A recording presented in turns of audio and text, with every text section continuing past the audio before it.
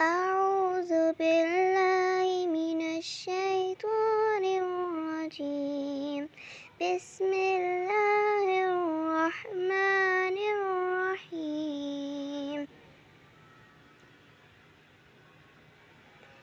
ألم تر كيف فعل ربك بأصحاب الفيل؟ ألم يجعل كيدهم في تضليل وأرسل عليهم طيرا أبابيل ترميهم بحجارة من سجيل فجعلهم كعصف مأكول. صدق الله العظيم.